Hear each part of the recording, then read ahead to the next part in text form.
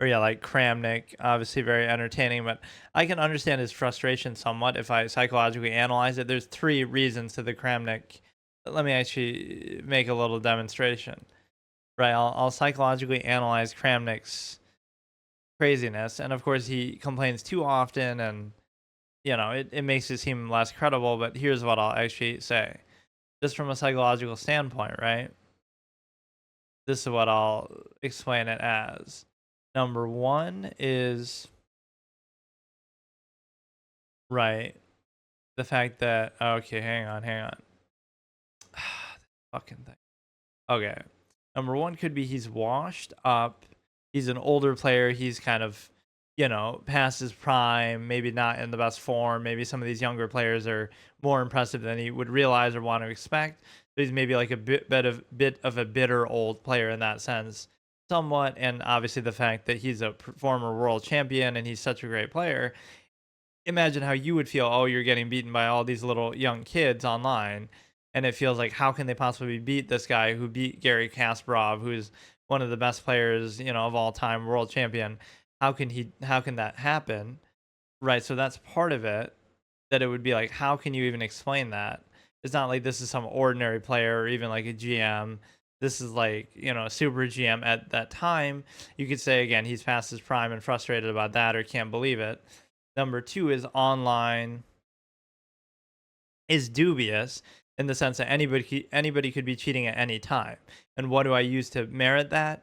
The fact that even titled players, even whoever, again, I would never accuse that, but it's just like um the same people who would accuse Hans Niemann of cheating over the board in a highly vetted in-person event where they x-ray scan you and body search you and all of this, they would accuse him of cheating somehow with anal beads or something there, which you wouldn't believe that somebody in the comfort of their own room or own home and stuff like that, you don't believe that they could do that.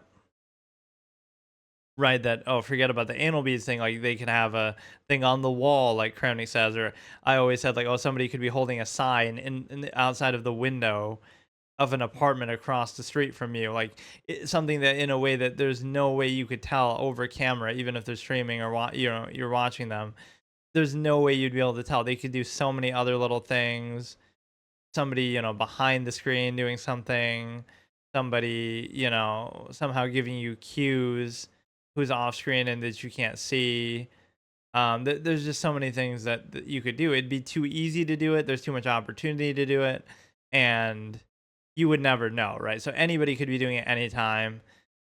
That's just the reality of online. That's why you have these in-person events.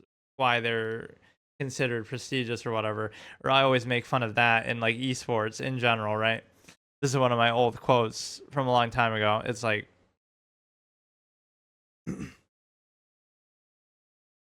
you see an ad for an esports event, and it's like, aren't you just so excited to go to this event in person to watch it on a screen? Like it's different than like, oh, you go to watch a sport and you get to see the people actually playing or whatever. Um, I guess you could say the same thing with a movie versus like a play. You're going in person to watch it on the screen, right? The movie as opposed to like a theater where at least the actors are there and they might throw stuff at you or like there's more maybe audience involvement. But with this, it's like this is the ultimate comical element of that because that's just with esports in general that I make fun of that. But imagine, oh, you want to go in person to watch a board game be played on a screen, not even on a board, with the elegance of the wood and whatever element that matters. So there's that frustration too of online twofold, or this I guess kind of ties in the last point is like the boomer clicker kind of mentality that he's slow, he clicks like an old man, obviously, who it hasn't grown up with computers. He's, getting frustrated that, oh, I'm getting flagged by all these little 10-year-old kids just because of the clicking speed playing a factor. Again, not the game that he signed up for where he always would have to move the pieces on the board, and he's probably you learn certain tricks with that too that you're supposed to practice that or train that so you can move them as quickly as possible. But now you're getting flagged, you're getting cheesed with online kind of shenanigans. You are losing the little kid, so you can understand the frustration. So those would be the three elements to it. The one of which that's actually valid is the second one, that anybody could be cheating at any time. That's actually fair.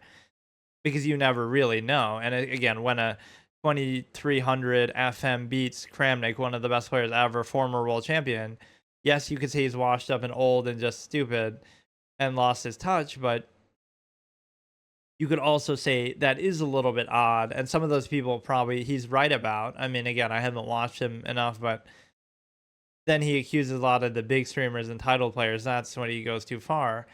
But like all these random people, like, oh, some 2200 beats him. And it's like, how could that be?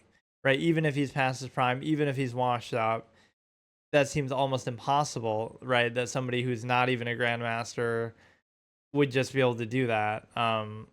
Aided by some of this, again, not pure to the game. So even the third one is kind of a fair reason to be upset that you're not losing because of pure chess or their ability or their calculation. Oh, just because they're faster at clicking or they're kind of cheesing with pre moves and stuff like, between pre moves and clicking speed.